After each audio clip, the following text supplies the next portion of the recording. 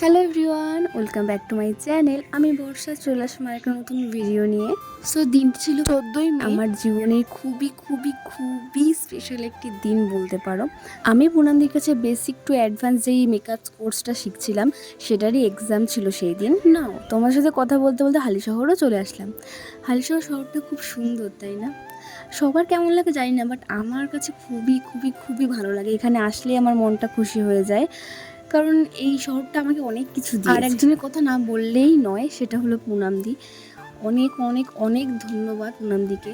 সেই মানুষটা ছিল বলেই আজকে আমি এই জায়গায় আছি। আজকে আমাকে দুটো মানুষ চিনছে, জানছে, এবং অনেকে আমাকে কমেন্ট করে যে আমার হাতের কাজ তাদের ভালো লাগে। সেই কমেন্টগুলো পড়লেও আমার খুব ভালো লাগে। জানো তো, আমার বাবা একদমই পছন্দ করতো না আমি এই কাজটা করি। আর 4-5টা বাবা মার মতো আমার বাবাও চাইতো যে তার মেয়ে ভালো করে পড়াশোনা করবে, নিজের পায়ে দাঁড়াবে এবং ভালো একটা কাজ করবে, চাকরি বা যে কোনো জব। কিন্তু তারা এটা বুঝতে পারতো না যে এই কাজটা করেও আর্ন করা যায় বা ভালো কিছু করা যায়। আর আমি তো বরাবরই ছোটোবেলা থেকেই সাজতে বসতে বেশি ভালোবাসতাম।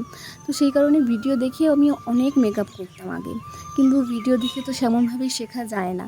তারপর বাড়িতে বললাম, কিন্তু বাড়ির লোক তো একদম রাজি না, আমার বাবা বিশেষ করে। দাঁড়াও, তোমার সাথে একটা কথা শেয়ার করি। তোমার সাথে কথা বলতে বলতে মনে পড়ে গেল কথাটা।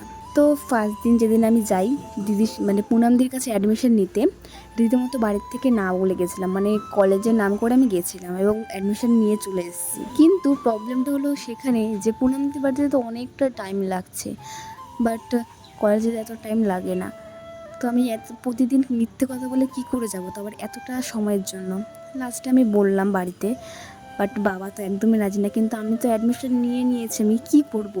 তারপর বাড়িতে কান্নাকাটি করে যা তা বলে আমি মানে রাজি করলাম বাবাকে। রাজিও না ঠিক, বাবা বলেছিল যে যা ইচ্ছা। সেই দিন আমি আমার বাবার ইচ্ছেটাকে দাম দিইনি, আমার ইচ্ছেটাকে দাম দিয়েছিলাম। আর সেই কারণে আজকে আমি এই জায়গায় হয়তো আসতে পেরেছি।